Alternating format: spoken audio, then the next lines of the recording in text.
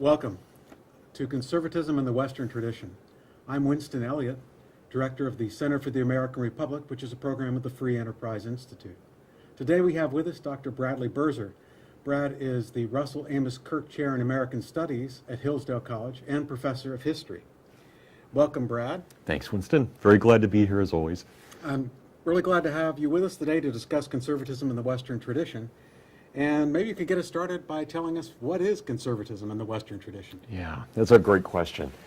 First of all, let me just say this is great what we're doing here, and I think that the kind of thing that we're doing right now and will be doing this afternoon, or wherever you are and whenever you are watching this, that we are really trying to think about what it means to be a community, and we're going to be having a discussion about ideas, and we'll note that one of the prime elements of the Western tradition has been the formation of communities.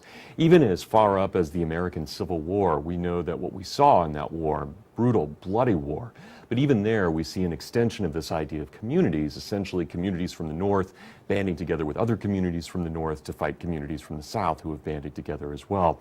And we find that as a constant in the Western tradition, whether we go back to Socrates and look at the reason that Socrates is willing to take the hemlock for Athens, or whether we jump forward and look at someone like Cicero in the Roman Republic, that each of these figures is really trying to defend the idea of community. We see that all the way up to the American Revolution and even up until today.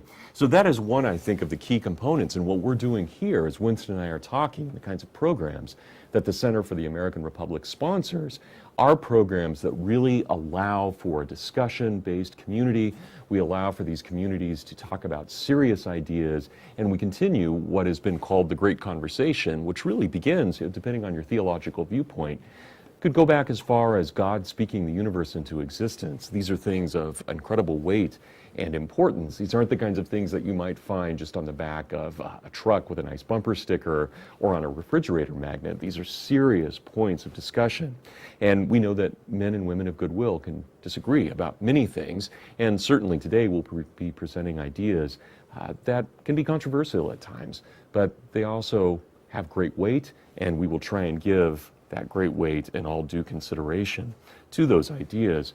So when we're thinking about conservatism, we have to recognize that this really is a policy, or at least an ideal of conserving the best of what has come before us.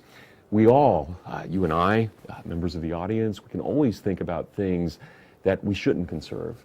We would never want to conserve the tradition and legacy, for example, of human slavery. It still continues in parts of North Africa, but certainly we have gotten rid of it here in North America. It's gone in South America, certainly gone in the Western tradition overall. But for a long time, for nearly 400 years, this was a constant in the Western tradition, really from the beginning of Portugal reintroducing the idea of slavery back in 1444. So there are all kinds of things we would never want to conserve. And so the idea of conserving just for conserving's sake would be as problematic as throwing everything out that we know that is traditional. So we have to have some kind of standard by which we judge what to conserve and what not. So when we think about that, and we think about the element of conservatism, there's really no better place to look than a doctoral thesis that was published in 1953 by one of the great thinkers of conservatism, Dr. Russell Kirk, in his book, The Conservative Mind, originally in the first edition, subtitled From Burke Up to Santayana, George Santayana.